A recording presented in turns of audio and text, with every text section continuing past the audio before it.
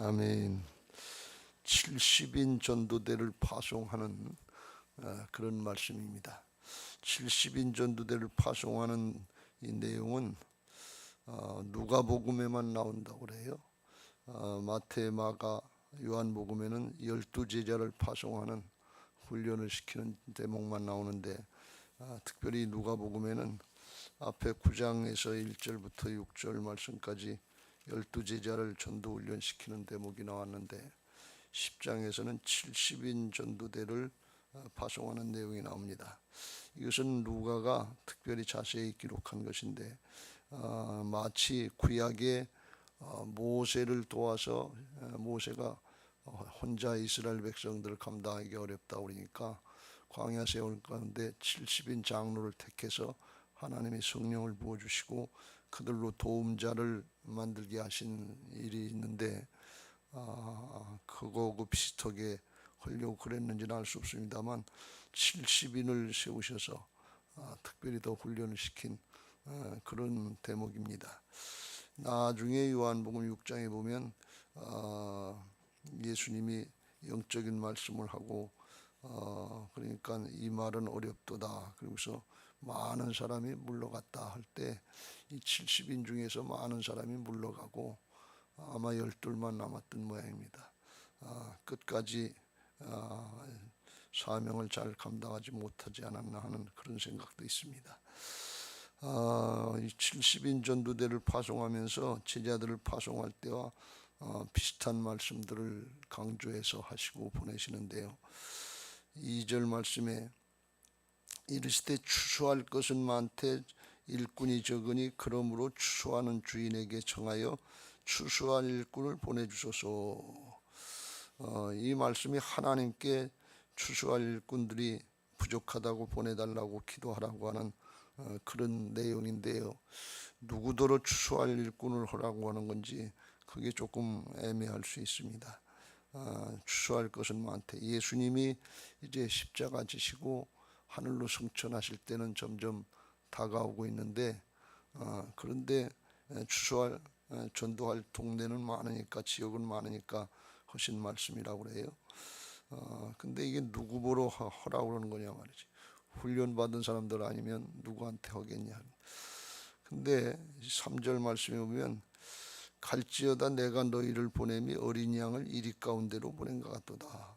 이것은 앞으로 복음 전도하려면 양이 이리 가운데로 나가는 것처럼 고난과 역경이 또 일 가운데 잡혀먹을 순교 같은 어려운 일들이 충분히 예상된다 하는 그런 말씀입니다. 그런데 양을 이리에게 늑대에게 붙잡혀 먹으라고 보내시지는 않겠잖아요. 그러니까 이것은 내가 너하고 함께 간다 그런 말씀이에요. 성령께서 함께 하신다 그런 말씀이에요. 그런데 위에 추수할 일꾼을 보내달라고 하는 그런 말씀하고 같이 생각해 보면 누가 추수의 일꾼이 되어야 되는 거면 예수님의 말씀을 듣는 사람들이 추수의 일꾼이 되어야 돼. 거기 있는 사람들이 추수의 일꾼이 돼. 그리고 기도하는 사람, 그 사람 우리가 기도하면 우리가 내가 추수의 일꾼이 되게 해주옵소서 하는 그런 기도를 해야지. 여기 박성수 권사님이 추수의 일꾼이 되게 해달라고 그렇게 목사는 기도할 수 있지만 다른 사람이 다른 사람을 기도하기는 좀 어렵잖아요. 더군다나 믿지 않는 사람한테 그렇게 하기는 더 어려운 거고. 그래서 이 추수할 일꾼을 보내달라고 하는 것은 어린 양을 이리 가운데로 보내는 것 같다 하신 말씀하고 연계해서 보면 이게 추수할 일꾼이 누가 되는가 하면 주님을 위해서 고난을 당하고 역경을 당하고 순교할 각오가 된 사람들이 추수할 일꾼이 된다 하는 그런 뜻으로 또 이해할 수 있습니다.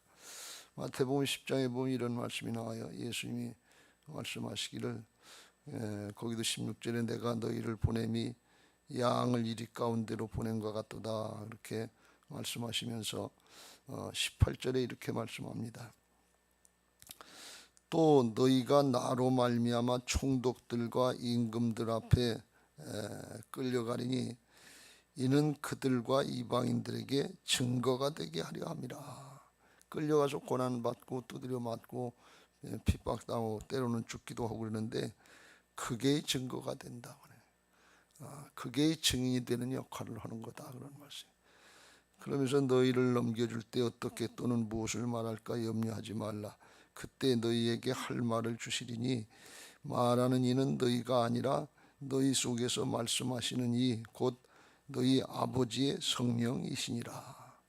성령께서 함께 가시는데, 그런데 그렇다고 고난 안 당하는 게 아니고 고난 당하고 역경 당하고 때로는 죽어야 죽는 순교하는 일이 있는데 그때 주소의 일꾼이 되고 주님의 증인이 된다. 주님과 같은 모습을 나타낼 수 있다 그런 말씀이 사도행전 1장 8절에 보면 증인에 대해서 말씀하기를 그랬죠. 성령이 너희에게 임하시면 권능을 받고 온 유대와 예루살렘과 온 유대와 사마리아와 땅끝까지 이르러 내 증인이 되리라 그랬어요. 성령 받아야 증인이 되는데 성령이 함께 하시는데, 근데 증인이라는 게 마터, 순교자를 의미하거든요. 그러니까 진짜 증인이 되는 것은 순교자의 역할을 감당하려고 하는 각오가 돼야 예수님을 증거할 수 있는 증인이 된다. 전도자가 될 수 있다 그런 말씀이에요. 그러니까 이거는 참 어렵고 힘든 일인데 실제로 초대교회는 그런 일도 많았는데, 오늘날은 우리가 뭐 목숨을 육신의 목숨을 다 내놓고는 그런 증인도 있지만 순교자도 있지만 영적인 순교자라고 해서 자기를 부인하고 자기 십자가를 감당하려고 하는 이런 제자들을 따르는 사람들이 증인이 되게 될 줄로 믿습니다. 그러면 주님이 온전히 우리와 함께 하신단 말이죠. 주일날도 말씀드린 것처럼 나의 주권을 하나님께 맡긴 사람들, 하나님의 주권을 인정하고 따라가는 사람들이 자기를 부인하는 사람이라고 그랬어요. 내 생각, 내 주장 없다 그런 말씀. 그리고 자기 십자가를 진다고 하는 것은 주님을 따르는 그런 신앙과 사역을 하는 데 있어서 당하는 현실적인 고난, 역경, 핍박 이거를 감당하는 사람이 자기 십자가를 감당하는 사람이라. 그러니까 자기 신앙 사역하는 데 힘들지만 특별히 당시의 핍박의 시대에 복음 증거하려고 할 때는 유대교하고는 적대 관계이고 그러니까 이건 목숨 걸고 해야 되는 일이에요. 근데 그렇게 하면 하나님께서 함께 하신다 말. 성령께서 함께 하신다. 왜 내 걸 다 내려놓고 오직 주님만 바라보고 주님만 의지하면 주께서 온전히 역사하실 수 있다는, 그게 증인이다. 그게 전도자가 되는 비결이다 그런 말씀. 그러시면서 그랬지요. 누구든지 제 목숨을 구원하고자 하면 잃을 것이요 누구든지 나를 위하여 제 목숨을 잃으면 구원하리라. 육신의 목숨이 아니라 영원한 생명을 얻기 위해서 나를 위해서 사는 삶이 아니라 주님을 위해서 사는 삶을 살려고 하는 사람이 제자된 도리를 감당할 수 있고 복음 증거자가 될 수 있다 하는 그런 뜻으로 우리가 생각할 수 있습니다. 이것은 힘들고 어려운 일이지만 영적으로 적극적으로 해석을 하면 주님께 전적으로 맡기면 주께서 책임져 주시겠다 그런 말씀이에요. 우리가 하나님의 주권을 인정하고 따르는 신앙을 구약적으로 표현하면 양이 목자를 신뢰하고 따르는 것과 똑같습니다. 양은 목자를 신뢰해요. 그 앞길이 어떤지 그거는 목자가 책임질 일이고, 이리가 나타나든지 고난과 역경을 당하든지 그건 목자가 구원해 줄 일이란 말이죠. 믿고 따라가기만 하면 돼. 이게 증인의 역할이고 제자의 역할인 줄로 믿습니다. 이게 어렵고 힘들어요. 그런데 주님이 어떤 분이시냐 말이죠. 하나님이 어떤 분이시냐. 우리를 위해서 목숨을 내주시고 아들을 내주시고 적극적으로 우리를 도우셔서 생명을 구원하는 하나님 나라의 역사를 이루시려고 하는 분이니까 그분이 함께 하시는 걸 믿고 전적으로 양이 목자를 신뢰하는 것처럼 따라가면 아주 푸른 초장 잔잔한 냇가만 아니라 의의 길을 갈 수 있도록, 영원히 소생하고 의의 믿음의 길을 갈 수 있도록 도우시는 은혜가 있게 될 줄로 믿습니다. 생명을 구원하는 일이니까 아마 이렇게 말씀하신 것 같아요. 돈을 벌려면 돈을 투자해야 되고, 생명, 목숨을 구원하려면 생명을 구원하려면 자기 목숨을 투자할 각오를 하는 그런 모습이라야 증인, 마터, 순교자가 된다. 이건 그러니까 제정신 가지고 할 수는 없고, 천국 복음이 분명하게 믿어지고 영생이 믿어지고 성령께서 역사하셔야 된단 말이죠. 성령이 너희에게 임하시면 권능을 받고 그랬어요. 성령의 역사라 해야 되지, 그렇지 않으면 끝까지 갈 수가 없는 거예요. 이 목숨 2개 있는 사람 있어요? 하나만 있지. 근데 그 하나를 걸 수 있다고 하는 것은 영생의 가치를 알고 거기 투자를 해야 된단 말이지. 부자 청년 뭐냐, 영생을 얻으러 왔다 그러고서 네 있는 거 팔아서 가난한 사람들에게 나는 주고 날 따르라, 하늘에 보화가 있으려니까 근심하면서 갔어요. 그건 생명의 가치를 모르는 거예요. 물질의 가치는 알지만. 우리가 이걸 잘 깨닫고 정말 하나님 앞에 이게 가장 가치 있는, 나를 위해서나 구원받는 대상을 위해서나 이보다 더 가치 있는 일이 없잖아요. 영원한 생명을 구원하려니까. 그래서 하나님 앞에, 주님 앞에 내가 추수할 일꾼이 되게 해 주옵소서, 이걸 구할 수 있는 믿음의 사람들 되시기를 예수님의 이름으로 축복합니다. 할렐루야. 그리고 4절에 전대나 배낭이나 신발을 가지지 말며 길에서 아무것도 무난하지 말라. 아무것도 가지지 말라는 것도 주님만 바라보고 의지하라는 뜻이죠. 근데 길에서 아무에게도 무난하지 말며 그랬어요. 어느 집에 들어가든지 먼저 말하되 이 길에 이 집이 평안할지어다 하면서 대접받는 걸 말씀하는데, 전도하라 그러면서 가다 사람 만나면 문안도 하지 말아라, 인사도 하지 말아라. 이건 앞뒤가 안 맞는 얘기 아니에요. 전도하려면 사람 만나서 얘기를 해야 소통이 되고 사정을 알고 그러지. 근데 여기서 하시는 말씀은 이스라엘의 문화적인 삶의 특징을 우리가 몰라서 그런데, 여기서 이스라엘 백성들이 가다가 사람을 만나면 이 사람들은 친절의 의미로다가 그냥 우리 뭐냐 그냥 고개만 까딱하고 가는 게 아니라 인사하고 어떻게 사느냐 그리고 요새 좀 어떠냐 그리고 아주 자세히 물어본다는 거예요. 그리고 한 30분쯤 얘기하고 수다 떨다가 그리고선 못내 하시오서 가는 것처럼 이렇게 가는 게 그들의 습관이라는 거예요. 대접을 받을 때에도 이스라엘 백성들은 출애굽한 백성들이기 때문에 너희들이 나그네 되었을 때를 기억하라고 해서 나그네들을 대접하는 걸 아주 정성껏 최선을 다해서 한다. 그걸 하지 않으면 그 사람이 없어서 못하는 것도 문제지만 그 동네 사람들이 자기 동네에 체면을 세우지 못했다. 그거 마땅히 해야 되는데 그걸 하지 못했다. 그래서 오히려 손가락질 대상이 되고 판단의 대상이 된다는 거예요. 그러니까 이스라엘 백성들이 만나면 한참 동안 얘기하고 수다 떨고 그러다 본질을 잊어버리고 사명을 잃어버리기 쉬우니까 그렇게 하지 말아라 그런 말씀. 시간 아끼고 낭비하지 말고 빨리빨리 가서 복음 전해라 그러네. 대접받는 것도 여기서 그렇게 말씀하시죠. 8절 9절에 그런 7절에 그 집에 유하며 주는 것을 먹고 마시라. 일꾼이 그 삭슬 받는 것이 마땅하니라. 이 집에서 저 집으로 옮기지 말라. 그러니까 대접을 잘해주고 정성껏 해주는 것을 아니까 대접이 현찮으면 딴 집으로 가고 그러지 말라 그런 말씀. 어떤 집이든지 주는 대로 먹고 본질 자기가 해야 될 사명, 복음 전하는 거, 영원한 생명을 구하는 거 이걸 잊어버리지 말아라 그런 말씀이에요.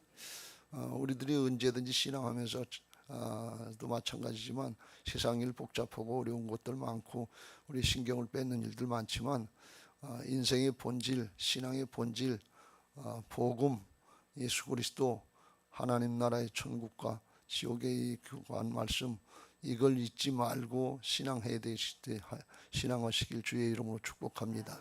할렐루야. 시간 낭비하는 것들이 우리들이 사실은 많잖아요. 뭐 보지 말아야 될 걸 보는 경우도 많고 먹지 말아야 될 걸 먹으러 다니는 경우도 많고 놀러 다니고 하는 데 낭비하는 일이 많고 그런데 이런 것들 제하고 전적으로 주님께 초점을 맞추고 하나님 나라의 방향을 맞추고 앞에서 9장의 62절부터 66절까지 나온 것처럼 손에 쟁기를 잡고 뒤를 돌아다보는 자는 하나님 나라에 합당하지 않다 말씀하신 것처럼 목표를 향해서 바로 잘 나갈 수 있게 되시기를 주님의 이름으로 축복합니다.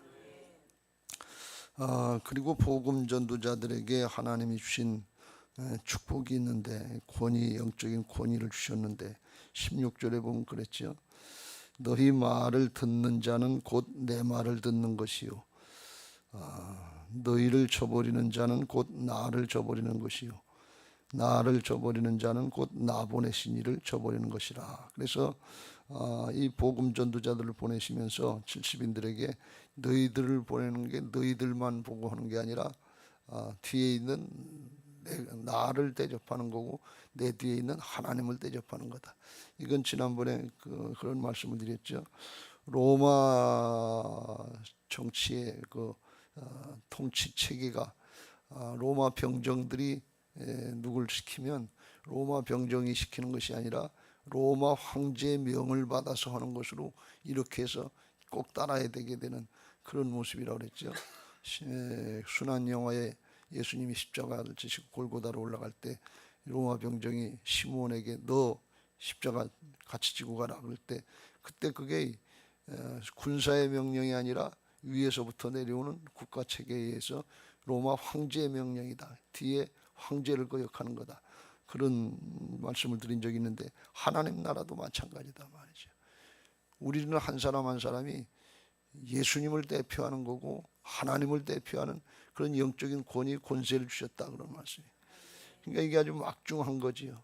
어디 가서 함부로 내 마음대로 내 뜻대로 날 나타낼 수 있려고 하는 것이 아니라 주님을 나타내고 주님을 대표하고 주님의 이름을 높이는 그런 삶을 살고 사역을 감당해야 된다 그런 말씀이, 그런 정신을 우리가 가져야 될 줄로 믿습니다. 또 그렇게 영적인 자부심, 권위를 자세하라는 그런 뜻이 아니라 권위가 있다고 하는 것을 믿고 영적인 역사를 감당해서 방해하는 사단의 세력을 물리쳐야 될 줄로 믿습니다.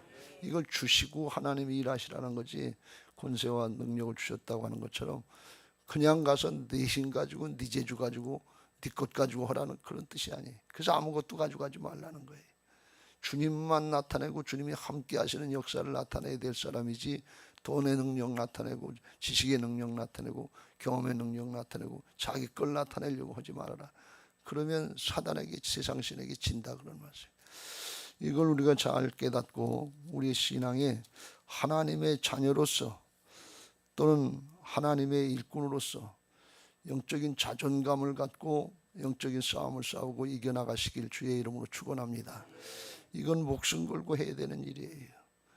정말 주수꾼이 되고 중인이 되려면 선교자가 될 각오를 하고 해야 되니까 내 자존심, 체면, 내 기분, 내 주장, 내 사정, 형편 이거 부인해야 할 수 있는 거기 때문에.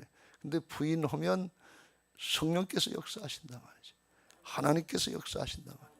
그러니까 약해지는 것이 아니라 바울이 고백한 것처럼 약할 때 강하게 되게 하시는 것이 하나님 나라의 역설인 줄로 믿습니다. 나를 부인하고 나를 낮출수록 하나님의 함께 하시는 역사가 더 강하게 나타나니까 그걸 믿고서 우리가 해야 될 줄로 믿습니다. 내가 하는 것이 아니라 주님이 하시는 거다. 그래서 그 권위를 가지고서 위임받은 능력을 가지고서 허락하는 것이 5절 6절 어느 집에 들어가든지 먼저 말하되 이 집이 평안할지어다. 평안을 빌어주라니. 부족한 게 뭔지, 모자라는 게 뭔지, 문제가 뭔지 그걸 하나님 앞에 잘 해결될 수 있도록 기도해 주라 그런 말씀이. 왜 그런 거야? 문제를 통해서 하나님의 역사를 보고 하나님이 진짜 살아계시구나 하는 걸 깨닫게 오면 하나님을 믿기 시작한단 말이에요. 예수님 믿기 시작한단 말이에요. 그래서 옛날에 그런 말씀을 드린 적 있죠. 주한장로교회 안강자 권사님이라고 전도왕을 했던 분인데, 그분이 올 이렇게 전도 대상자를 만나면 데리고 와서 문제가 뭔가 한 거 듣고서 그러면 나하고 같이 한 달 동안 새벽 기도하자 그러고 새벽 기도를 데리고 나서 같이 중보하면서 기도한다는 거예요. 근데 그쯤 기도하면 이상하게도 하나님께서 역사하신다는 거예요. 왜? 하나님이 생명 구원하라고 그랬으니까. 그게 목적인데 하나님이 기뻐하시는 일을 하고 하나님의 말씀에 명령하고 평안을 빌어주라고 그랬잖아요. 그러니까 그걸 하면 그렇게 된다는 거예요. 더 기가 막힌 말씀은 여기 나오지요. 6절 만일 평안을 받을 사람이 거기 있으면 너희 평안이 그에게 머물 것이요 그렇지 않으면 너희에게로 돌아오리라 그랬어요. 그러니까 기도해주고 같이 따라오고 믿고 나가면 그 사람의 실제 역사가 나타나고 하나님 살아계시니까 하나님 명령을 순종하는 거니까. 그리고 그거 받을 자세가 안 됐고 준비가 안 됐으면 전도자에게 그 축복이 온다 그런 말씀이에요. 그러니까 전도자는 복 받게 돼 있는 게 전도자의 사명이다 그런 말씀이에요. 여러분 이거 잘 믿으시고 말씀 붙잡고 그렇게 기도하시길 주의 이름으로 축원합니다. 내 문제 기도할 시간도 모자라고 그러지만 하나님은 그 나라와 그 일을 먼저 구하라고 그랬으니까 그럼 이 모든 걸 너희에게 더하시라고 그랬으니까 전도 대상자의 문제를 생각하고 그걸 중보하는 기도를 많이 하시길 주님의 이름으로 축복합니다. 받으면 생명을 구원하는 거고 천하보다도 귀한 한 생명을 구원하는 거고 역사가 안 나타나면 내게 온다니까. 그러니까 아주 쉽게 얘기하면 내가 아픈데 내 병 낫게 해달라고 그렇게도 기도할 수 있지만 전도 대상자 중에 아픈 사람 생각해가지고 그 사람 낫게 해달라고 기도하면 그 사람이 낫든지 내가 낫든지 말씀에 근거하면 이렇게 될 수 있다는 거예요. 그럼 생명도 구원하고 병도 낫고. 그러니까 전도 하면서 물질이 없는 사람은 물질 공급을 해달라고 기도하고 아픈 사람은 낫게 해달라고 그러고 자식의 문제가 있으면 그거 해달라고 그러고 자꾸 기도하면 그 사람의 복을 받든지 내가 복을 받든지 전도하면서 기도 생활 이거 하면 복 받게 돼 있는 게 주님의 약속의 말씀이다. 왜 그러냐? 성령께서 함께 하시기 때문에 그래요. 주님이 함께 하시기 때문에 그래요. 그래서 약속의 말씀을 믿고 그렇게 하시면서 영적인 권세를 나타내는 증인들의 삶을 살 수 있게 되시길 주의 이름으로 축복합니다. 하늘의 복과 땅의 복을 누릴 수 있도록 이 모든 조건들을 허락하시고 말씀하시는 게 복음인 줄로 믿습니다. 주님은 우리들이 하지 못할 순종하지 못할 명령을 하신 적이 없어요. 다 이뤄놓으시고 성령으로 함께 하시고 우리 안에 오셔서 주인 되어 주셔서 주님의 주권 인정하고 따라가려고 주님 어떻게 할까요? 여쭙고 순종하려고 하면 임마누엘로 함께 하셔서 되어지는 은혜의 역사들을 보게 하실 줄로 믿습니다. 오늘도 그런 은혜들이 있게 되시기를 예수님의 이름으로 축복합니다. 할렐루야. 520장